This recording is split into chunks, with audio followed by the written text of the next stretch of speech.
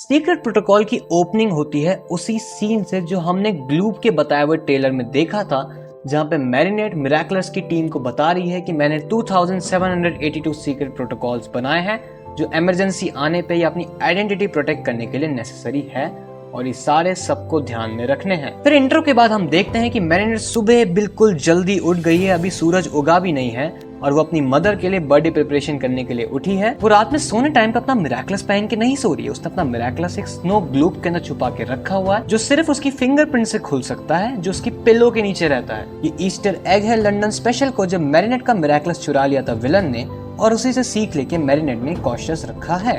साथ ही टिकी के रहने के लिए भी उसने एक हाइडिंग स्पॉट बनाया है। यहाँ पे एक और ईस्टर एग है, मैरिनेट ने जो नकली इयरिंग्स पहन रखी है वो ब्लैक कलर की इयरिंग्स है, उसकी इयरिंग्स जैसी ही दिखती है, लेकिन आप शंघाई स्पेशल देखोगे तो जब मिराकलस चोरी हो गया था मैरिनेट का, तब उसे एक लेडी ने ये इयरिंग्स दी थी। वही ईस्टर एग हमें यहाँ पे देखने को मिलता है। उसके रूम के अंदर उसने एक अलार्म सिस्टम लगा रखा है। ये एक डिवाइस है जिससे इसके रूम के अंदर अगर कुछ भी आवाज होगी तो मैरिनेट के फोन पे उसे पता चल जाएगा और सुनाई देने लग जाएगी। इस पूरी चीज को उसने टर्म दिया है सेफ्टी प्रोटोकॉल नंबर 1, जिसको इसने इनिशिएट कर दिया। हालांकि इस इनिशिएशन के टाइम पे मैरिनेट बीइंग क्लमजी वो अपना पर्स रूम में भूल के आ जाती है, इसके अंदर टिकी और मिराकलस है। खैर वो सारी चीजों को एकदम एग्जैक्टली रखती है और इस तरह रखती है कि अगर कहीं भी कुछ भी चेंज हुए तो उसे इजीली आइडेंटिफाई हो जाए। जब उसके पापा भी जल्दी उठ गए थे, इन लोगों का पहला प्लान है मैरिनेट की मदर को एक सरप्राइज ब्रेकफास्ट देने का। एड्रियन, आलिया और नीनो भी सरप्राइज का पार्ट होने वाले हैं क्योंकि वो लोग भी पिज्जा प्रिपेयर कर रहे हैं पिकनिक के लिए।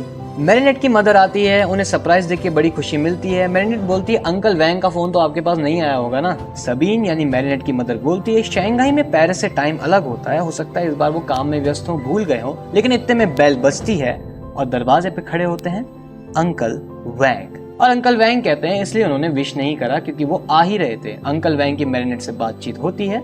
मैरिनेट अंकल वैंग को गेस्ट रूम में रुकने की जगह देती है। अंकल वैंग मैरिनेट को कहते हैं कि वो सिर्फ एक दिन के लिए आए हैं। मैरिनेट कहती है कि फे अकेले रेस्टोरेंट संभाल तो सकती है, लेकिन अंकल वैंग कहते हैं कि मेरी भी आदत पड़ गई है, मैं अपनी आदतों को छोड़ नहीं सकता, मुझे जाना ही पड़ेगा वापस। मैरिनेट अंकल वैंग को बताती है कि वो सरप्राइज पिज्जा पार्टी करने वाले हैं, साथ ही मैरिनेट की मदर के लिए केक भी बनाया है। और अंकल वैंग भी बताते हैं कि मैं भी तुम्हारी मदर के लिए एक सरप्राइज लेके आया हूँ। एक बॉक्स दिखाते हैं, लेकिन उस बॉक्स में क्या है ये हमें यहाँ पे पता नहीं चलता। हालांकि इस सरप्राइज के बारे में जो अंकल वैंग लेके आए हैं सिर्फ मैरिनेट को ही पता है। फिर मैरिनेट वहां से चली जाती है, अपने पापा के साथ केक बनाना शुरू करती है कि एकदम से उसका फोन रिंग करने लगता है। सिक्योरिटी अलार्म चालू हो गया है। वो पैनिक करती है, डरते हुए अपने फोन को देखती है, अपने रूम की तरफ भागती है। वो देखती है कि विंडो खुली हुई है और स्नो ग्लोब गिरा हुआ है। मैरिनेट स्टिल चीजों को वापस से अरेंज करके नीचे की तरफ जाती है। वो नोटिस करती है कि अंकल वैंग चाय पीने भी नहीं है, उनको बुलाया गया था। वो तुरंत गेस्ट रूम की तरफ कान लगा के सुनने की कोशिश करती है।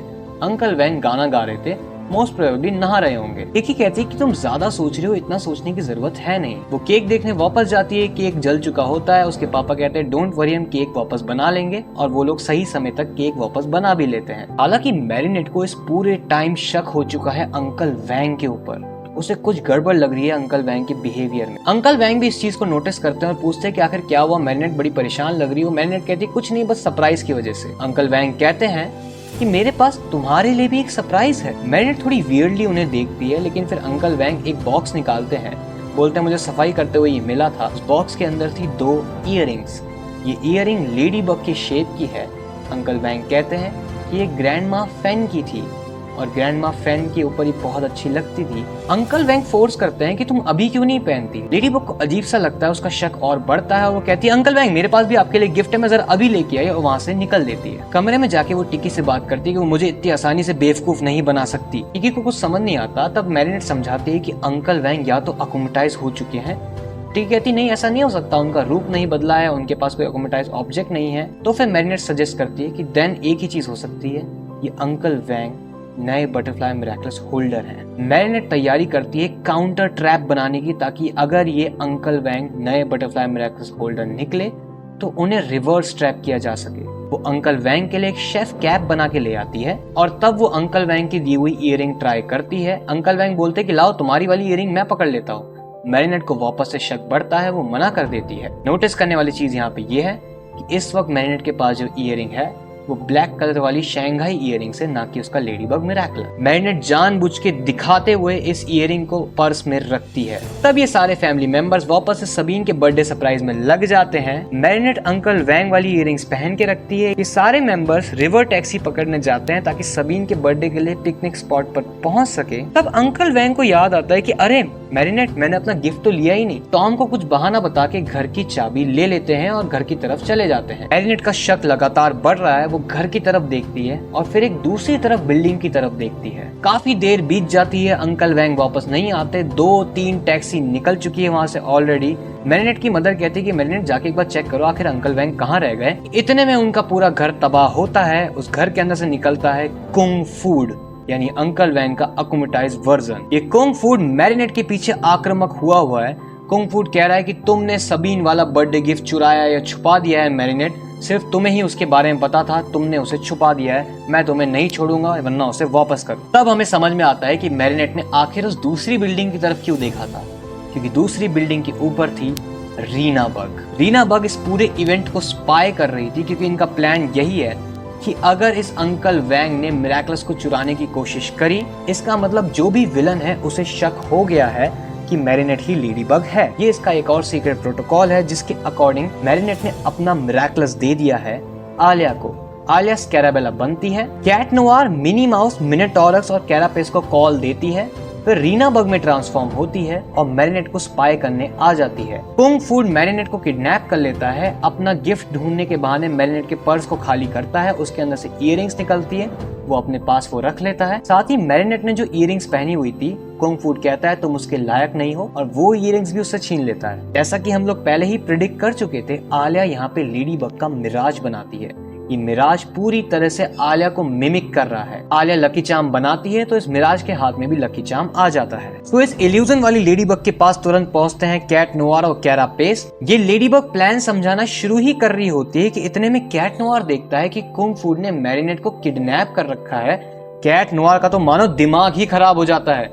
वो बिना प्लान सुने, बिना कुछ सोचे समझे पूरी ताकत से हमला कर देता है कुंग फूड की तरफ। ये देख के कैरापेस भी अटैक कर देता है, लेकिन कुंग फूड कैरापेस, मैरिनेट के फादर और कैट नोवार को डो के अंदर फंसा देता है और ये कुंग फूड सीधे हमला करता है लेडीबग की तरफ। यहाँ पे आलिया को डाउट होता है कि शायद कुंग फूड को पता है कि लेडीबग एक इल्यूजन है यहाँ पे, लेकिन कैट नोवार भी रुकने वाला थोड़ी ना था। कैटाक्लिज्म करके निकलता है और तुरंत वापस से पीछे पड़ जाता है कुंग फूड के। यहाँ पे हमें वही चेस सीन देखने को मिलता है जो हमने सारे ट्रेलर्स में देखा कि लेडीबग बिल्डिंगों के ऊपर से भाग रही है और पीछे से पाइनएप्पल और अलग अलग फूड वाली चीजों का हमला हो रहा है। मिनोटॉरस और मिनी माउस लेडीबग के इल्यूजन के पास पहुंचते हैं। इन लोगों को नहीं पता कि लेडीबग का इल्यूजन है। मिनोटॉरस को कमांड मिलती है कैरापेस को फ्री करने की और मिनी माउस को कमांड मिलती है कि जाओ कुंग फूड के घर पे जाओ और ढूंढो कि उसका गिफ्ट आखिर कहाँ पे है। यहाँ पे मैरिनेट अभी भी कुंग फूड के किडनैप में ही है। वो कुंग फूड को कहती है कि भाई हम ढूंढ लेंगे आपका गिफ्ट, आप शांति से बात करने की कोशिश करो, अकुमा रिजेक्ट कर दो। लेकिन यहाँ कुंग फूड एक बहुत ही अजीब सी लाइन बोलता है। वो बोलता है कि मुझे पहले लेडीबग को पकड़ना है और कैट नोवार को पकड़ना है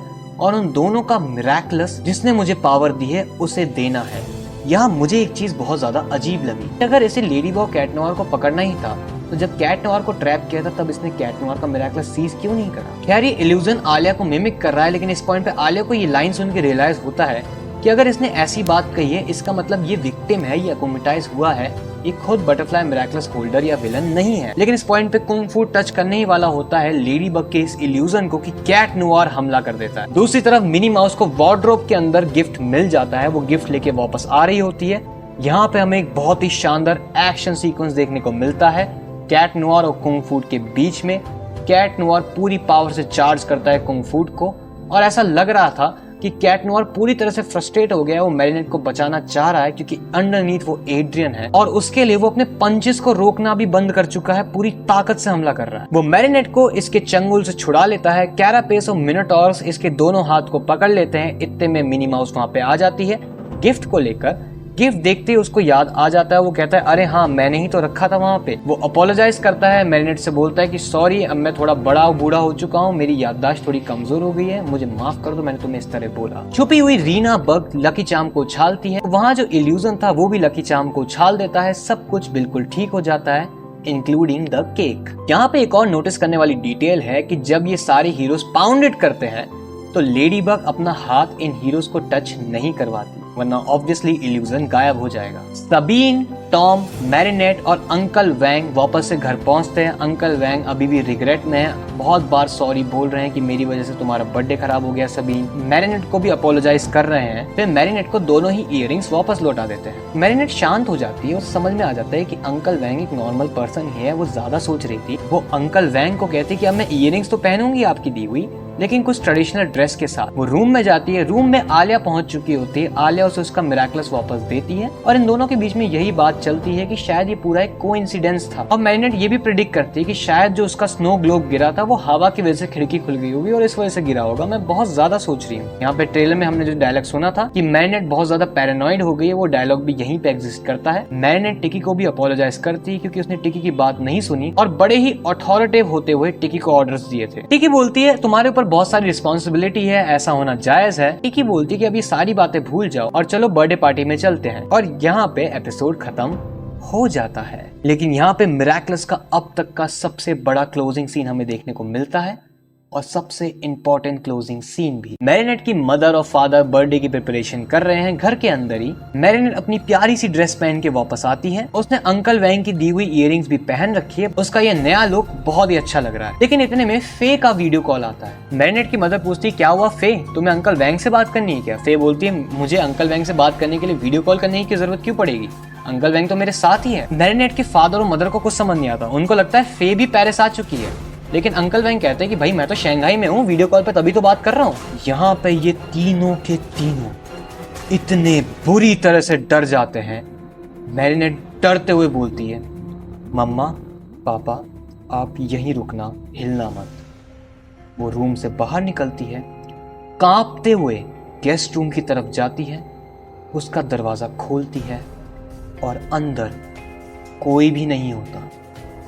गेस्ट रूम खाली था, जो भी वहां पे था जा चुका था। मैरिनेट की मदर और फादर भी वहां पे आते हैं। सब लोग बहुत ज्यादा कंफ्यूज हैं। मैरिनेट उसकी मदर के हाथ से फोन लेती है, वीडियो कॉल को काट देती है और बोलती है टिकी बाहर आ जाओ। टिकी बाहर आती है और मैरिनेट अपने फादर और मदर के सामने ट्रांसफॉर्म हो जाती है लेडी बग के अंदर। और इसी पॉइंट पे ये एपिसोड खत्म हो जाता है।